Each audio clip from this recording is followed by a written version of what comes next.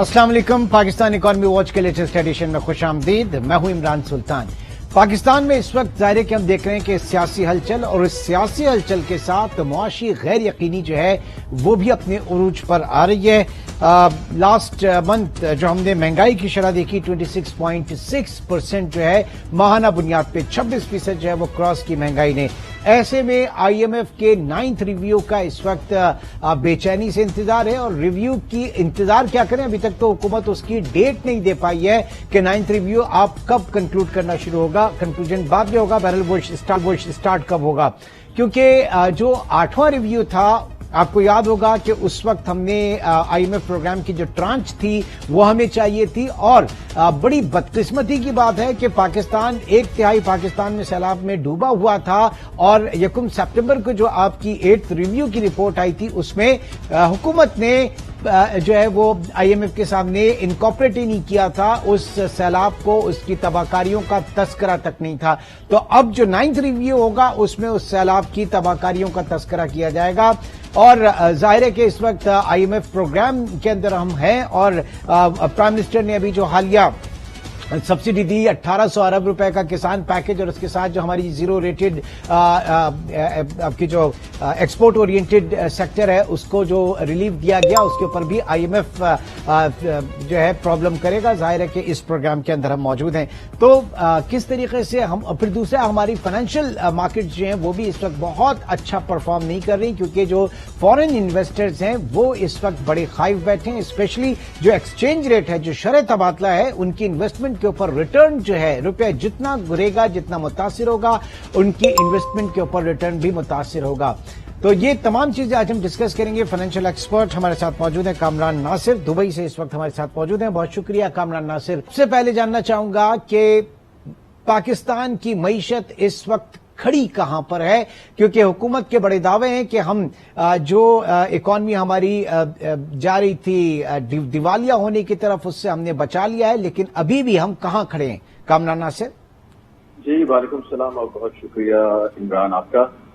देखें, economic situation अगर मैं बिल्कुल आपको एक पॉलिटिकल व्यू दूं तो बहुत नाजुक सूरत हाल है, इसलिए कि जो सेंट्रल बैंक है आज के दिन में भी वो इम्पोर्ट के ऊपर उसने सख्त किस्म का एक आप समझें कि एक कॉशियस व्यू ले रखा है और इंडस्ट्रीज पाकिस्तान में ज्यादातर इम्पोर्ट बेस्ड लगी हुई है। सो इम्पोर्ट बेस्ड इंडस्ट्रीज को अपनी इम्पोर्ट करनी पड़ती है जिसकी परमिशन उनको प्रॉपरली स्टेट बैंक से नहीं मिल पा रही।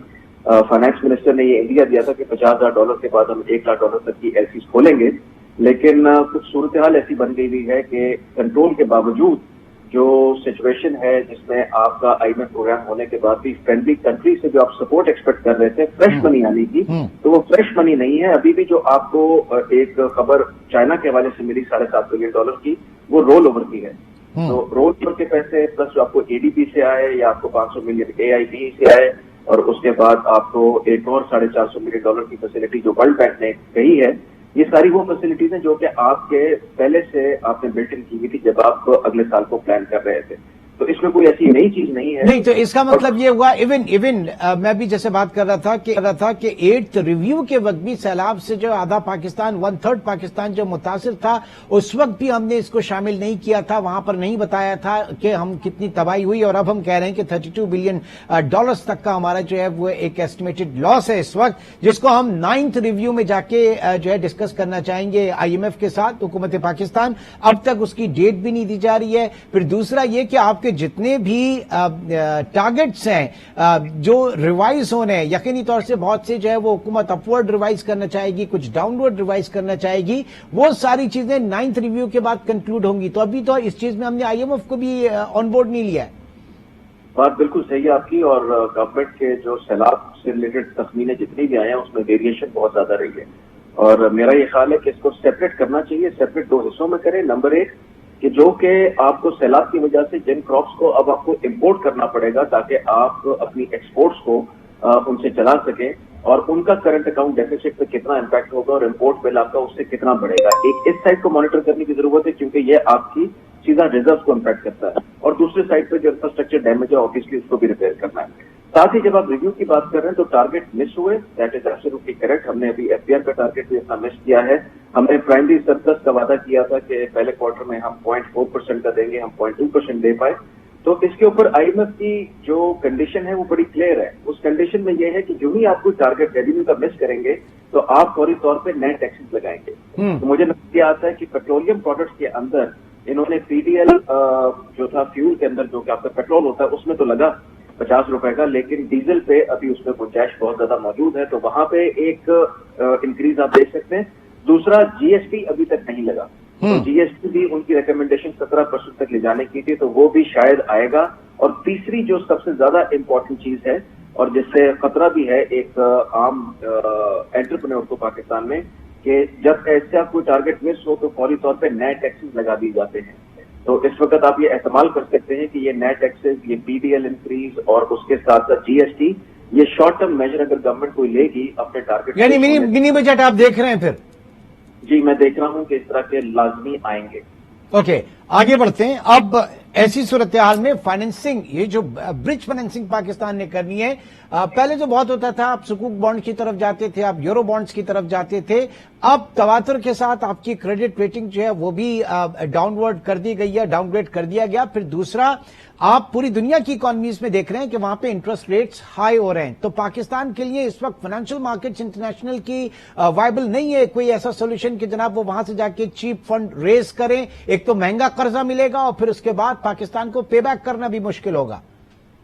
बिल्कुल ऐसा ही है, और मेरे ख्याल में जो अभी आपकी मैच्योरिटी आ रही है दिसंबर में, उसको गवर्नमेंट पे डाउन करेगी, उसको रोल ओवर करने की कोई पॉसिबिलिटी नहीं है। और जैसा आप कह रहे हैं, मैं उस बात से बिल्कुल मुत्तफिक हूँ, क्योंकि आपकी क्रेडिट रेटिंग डाउनग्रेड हुई।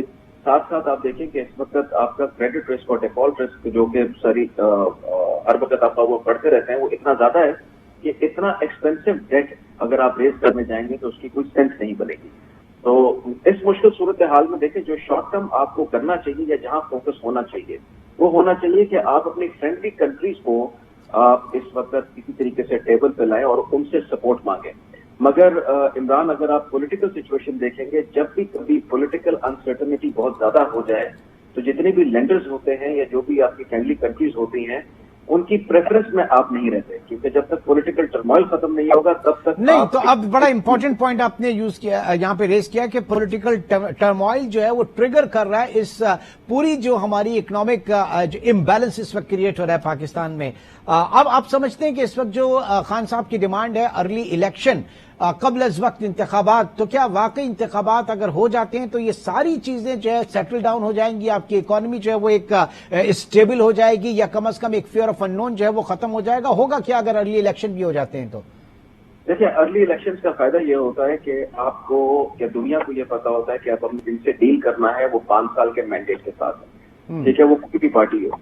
उसमें जितना डिले आएगा, अगर उस अरसे में आप फ्रेंडली कंट्रीज पर जाएंगे या इसी तरीके से कभी लॉन्ग मार्च होगी या कभी पॉलिटिकल अनरेस्ट होगा, तो वो कभी भी आपके कॉज को हेल्प नहीं करेगा।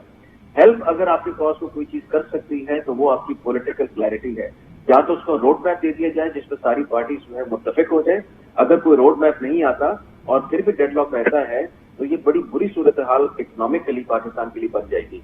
तो early election, yes, that is the way forward. उसकी वजह यह है कि जो नहीं, और दूसरा कि 1/3 पाकिस्तान जो हम बात कर रहे हैं कि इस वक्त पानी के नीचे है, और पूरा एक जो इलेक्टोरल सिस्टम होता है पाकिस्तान के अंदर, पूरे पाकिस्तान में नेशनल असेंबली और कौमी असेंबली के कौमी और सूबाई असेंबली के इंतखाबात होते हैं, और ये एक बहुत बड़ी एक्सरसाइज है, बहुत लेंथी एक्सरसाइज होती है। अभी तो कितने, मेरे ख्याल से 3-3.5 करोड़ लोग जो है वो डिस्प्लेस्ड हैं, वहां तक वो अपने घरों को नहीं पहुंच पा रहे, उनको आप कैसे शामिल करेंगे पूरे इलेक्शन के प्रोसेस के अंदर? ये इस वक्त हम पॉसिबिलिटीज में हो सकता है इलेक्शन अगर 2-3 माह बाद भी अगर लेट्स से अगर हो जाए तो? देखिए, जहां तक रहा पानी की सिचुएशन, तो सर्टेनली पानी उतर जाएगा, और 2-3 माह बाद अगर आप फरवरी मार्च की या अप्रैल की बात करें तो बिल्कुल इलेक्शन हो सकते हैं। अगर साथ साथ ये चीज ऐड करूं कि इस वक्त जो चीज फुकतान मुझे नजर आया, मैं सारी पॉलिटिकल पार्टीज की बात करूंगा। Again it's an a political view जो कि मेरे कोई भी एक्सपर्ट बाहर से देख के लेगा कि इकोनॉमी को फोकस करना मेरे ख्याल में किसी की प्रायोरिटी नहीं है। प्रायोरिटी सबकी इस वक्त फायर फाइटिंग है, अनफॉर्चुनेटली। और इसमें मैं तमाम पार्टीज को जैसे कहते हैं ना कि समझता हूं कि वो इस سارے معاملے میں مکمل ان کی شراکت داری ہے، کیونکہ میرے خیال میں اس وقت ملک جس نہج پہ کھڑا ہوا ہے، سب کو بیٹھ کے آپس میں تسیہ کر کے ایک فیصلہ کرنا چاہیے، کیونکہ آپ کو اس اکنامک انریسٹ سے نکالنا پڑے گا۔ ٹھیک ہے، اچھا آگے بڑھتے ہیں، ذرا فائنینشیل سیکٹر کی ہم بات کرتے ہیں۔ پاکستان کی کیپٹل مارکیٹس اب وہ ان کے اندر اٹریکشن نہیں رہی۔ آج مارکیٹ جو ہے وہ اچھی خاصی بڑی تھی، بٹ اگین محض نمبرز کے حوالے سے اگر بات کریں نا، جو فورن انویسٹر ہے وہ جب ایکسچینج ریٹ کو دیکھ رہا ہے، وہ ایک انسرٹنٹی پاکستان کے اندر ہے ایکسچینج ریٹ کے حوالے سے، تو جو فورن انویسٹر ہے اس کا کیا ویو پوائنٹ ہے اس وقت؟ دیکھیں، فورن انویسٹر کا بڑا سمپل دو چیزوں کو وہ ہمیشہ مانیٹر کرتے ہیں۔ کبھی بھی اگر آپ کے ملک میں پولیٹیکل انریسٹ ہوگا تو فورن انویسٹر ہمیشہ شائے اوے کرے گا۔ میں فورن انویسٹر کو چھوڑ کے آپ کو یہ بتا دوں کہ آپ کا لوکل انویسٹر بھی مزید سرمایہ کاری نہیں کرتا جب تک کہ ملک میں اسٹیبلٹی نہ ہو، اور اس میں اسٹیبلٹی سب سے پہلی ہے۔ دوسری چیز، ایکسچینج ریٹ پہ اتنا نقصان فورن انویسٹر نے کیا ہے کہ آج کے دن میں پچھلے 3 سال سے وہ آپ کے ڈیٹ لیولز کو دیکھ رہے تھے، اور ان کی اسیسمنٹ بالکل ٹھیک تھی کہ پاکستان ایک سیویئر ڈیٹ کرائسس میں جائے گا، اور پاکستان کی کوئی بھی پالیسی ان کو ایسی نظر نہیں آ رہی تھی کہ جو کہ سسٹینیبل ہو اور لانگ ٹرم میں جا کے وہ جتنا ڈیٹ لیا ہوا اس کو ریٹائر کرنے کی کوئی ایک پراپر راستہ اختیار کر سکے۔ اس کی وجہ سے ان کا ایگزٹ تھا، اور ان کا مسلسل ایگزٹ ہے۔ اب تو ان کی سرمایہ کاری کو خاص رہ نہیں گئی ہے پاکستان اسٹاک ایکسچینج کے اندر۔ حالانکہ ایکسچینج کی اگر بات کی جائے تو اس وقت تقریباً 3 کے ملٹیپل پر پاکستان اسٹاک ایکسچینج چل رہی ہے، ڈیویڈنڈ ییلڈ 10% کے اوپر گئی ہوئی ہے، ہر چیز بہت اٹریکٹیو ہے، لیکن کیونکہ انسرٹنٹی ہے، ڈسپائٹ یہ کہ سب بہت سستا ہے، بہت اٹریکٹیو ہے، لیکن آپ کو انویسٹر نہیں مل رہا۔ سر سستا اسی کا مال ہوتا ہے نا جس کا بکتا نہیں ہے۔ بالکل صحیح کہا آپ نے، اور بکنے کی جو وجہ ہے کہ یہ بک کیوں نہیں رہا، اس میں صرف اور صرف ایک چیز سب سے بڑا فیکٹر کہ جو انسرٹنٹی کی فضا کریٹ ہو گئی ہے، یہ جو ہی ختم ہوگی تو یہی اسٹاک مارکیٹ ہوگی، اور یہ آپ کو ایسی پرفارمنس دے رہی ہوگی کہ آپ اس کو پروگرام کر کے یہی بات کر رہے ہوں گے کہ پاکستان اسٹاک مارکیٹ 1 سال کے اندر کتنے % اوپر چلے گی۔ ٹھیک ہے، تو ہم اچھا اب ایسے میں سر دوسری چیز ظاہر ہے کہ آپ کے 2 کمپوننٹس ہوتے ہیں، ایکسچینج ریٹ کے حوالے سے اور آپ کے ڈیٹس کے حوالے سے۔ ڈیٹ کا جو پروفائل آپ کا بڑھتا ہے، ایکسچینج ریٹ کی میں نے بات کی، دوسری شرح سود کے اوپر میں آؤں گا۔ 15% کے اوپر پالیسی ریٹ اگر ہوگا تو کچھ آپ کا ڈیٹ پورشن میرے خیال سے 30-40% تو ویسے ہی بڑھ گیا جب آپ نے شرح سود کو بڑھا دیا ایکسچینج ریٹ کے حوالے سے۔ ناؤ آپ کس طرح سے دیکھ رہے ہیں؟ ڈومیسٹک اکانومی تو تباہ ہو جائے گی پاکستان کی، وہ تو کھڑی ہو ہی نہیں سکتی اس موجودہ شرح پہ۔ آپ بالکل صحیح کہہ رہے ہیں۔ دیکھیں، یہ بڑی لمبی ڈبیٹ ہے اور شاید اس کی وقت بہت کم ہے۔ اگر میں اس کو تھوڑا سا آپ کو بتاؤں، یہ جو قصور ہے بیسیکلی یہ قصور ہے تمام گورنمنٹس کا، اور ان سب نے جب بھی پاکستان میں گروتھ دینے کی کوشش کی تو وہ شارٹ ٹرم میجر سے گروتھ دی ہے۔ اس گروتھ میں اپنا ٹیپ جو تھا اس کو اوپن کر دیا گیا کہ جس نے بھی جو امپورٹ کرنی ہے، گاڑیاں امپورٹ کرنی ہے، امپورٹ پہ انڈسٹری لگانی ہے، اسٹیل بھی لگ رہا ہے تو امپورٹ پر لگ رہا ہے، جتنے بھی آپ کے لوکل ریسورسز تھے ان کو بروئے کار لائے بغیر یا ان کی طرف فوکس کیے بغیر ہم نے امپورٹ ڈریون گروتھ دکھائی ہے۔ جب بھی آپ امپورٹ ڈریون گروتھ دکھاتے ہیں تو آپ کا کرنٹ اکاؤنٹ ڈیفیسٹ انکریز ہونا شروع ہو جاتا ہے، اور اچانک آپ کو سال 2 بعد پتا چلتا ہے کہ کرنٹ اکاؤنٹ ڈیفیسٹ جو ہے وہ اتنا بڑھ گیا ہے کہ اب جیسے جیسے آپ 6% کی گروتھ کے اوپر جاتے ہیں وہاں پہ بیڑا غرق ہو چکا ہوتا ہے اکانومی کا بیلنس آف پیمنٹ میں۔ ایبسولوٹلی، اور اس کی میجر وجہ یہ ہوتی ہے کہ وہ ساری کی ساری فیول امپورٹ سے ہو رہی ہوتی ہے۔ آپ کے ٹیکسز بھی امپورٹ اسٹیج کے اوپر کٹ رہے ہوتے ہیں، اور آپ کہتے ہیں میں نے مارکیٹ اتنے اچیو کر لی، اس میں ڈیوٹی شوٹیز، گاڑیاں امپورٹ ہو رہی ہیں، ٹھیک ہے، موبائل فون امپورٹ ہو رہے ہوتے ہیں، دنیا کی ہر لگژری پاکستان میں امپورٹ ہو رہی ہے، پلس انڈسٹری امپورٹ کے اوپر کھڑی ہوئی ہے۔ تو the problem lies in this aspect کہ کسی نے اس کو اس طریقے سے اسٹڈی کر کے کبھی اپنی اکنامک پالیسیز نہیں بنائی کہ سسٹینیبل کیا ہوگا۔ مجھے کوئی فرق نہیں پڑتا کہ پاکستان میں گروتھ 2 سے 3% ہو، لیکن سسٹینیبل گروتھ جو ہے، آپ آ جائیں ایشین ٹائیگر کو آپ بھاڑ میں ڈالیں، ابھی نہیں بننا ہمیں ایشین ٹائیگر بھائی۔ 6% کی گروتھ پہ ہمارا وہ ماڈل ہی نہیں ہے۔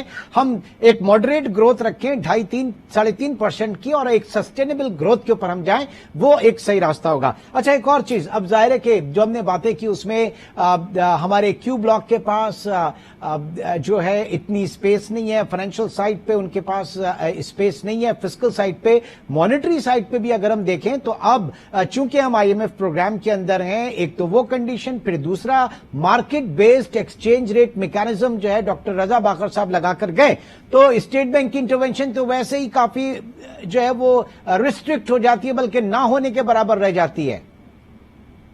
جی بالکل صحیح بات ہے۔ دیکھیں، اسٹیٹ بینک آج کے دن میں تو انٹروین کرنے کی پوزیشن میں بھی نہیں ہے۔ اگر میں کوئی آپ کو آرگومنٹ دوں تو آپ کے پاس کوئی ریزرو ایسا نہیں ہے کہ آپ مارکیٹ میں ڈالر کی سپلائی دے کے پرائز کو نیچے کر سکیں. جب کبھی بھی آپ کی سچویشن انسرٹنٹی کی بڑھے گی تو فلائٹ آف کیپٹل ہوتا ہے. اس وقت ہولڈرز ان آپریشن ہے. پاکستان میں پیسہ نکل کے افغانستان ڈالر کی صورت میں جانا، اور دوسری سائڈ پہ جو کوئی بھی سرمایہ دار ہے، اور خاص طور پہ آپ کی بلینک اکانومی اتنی بڑی ہے کہ لوگوں نے جب بھی انسرٹنٹی دیکھی ہے تو انہوں نے اپنے پیسے کو کنورٹ کیا ان دا فارم آف ڈالرز اور حوالہ منڈی سے یا باہر بھیجا ہے یا اس کو اپنے پاس ہولڈ کیا ہے. تو میجر ایشو آپ کا اس سائڈ پہ بھی لائے کرتا ہے جس کو آپ دیکھیں نا، آپ اس وقت ویسٹرن یونین سے یا کہیں سے اور اس پلیٹ فارم سے بھیجیں گے تو آپ کو میرے خیال سے 220 کا ڈالر پاکستان میں آئے گا. یہاں پہ گرے مارکیٹ میں 230-35 کا پڑ رہا ہے، 20 روپے کا فرق ہے. پشاور میں جائے 240 روپے کا وہاں پہ ڈالر ہے.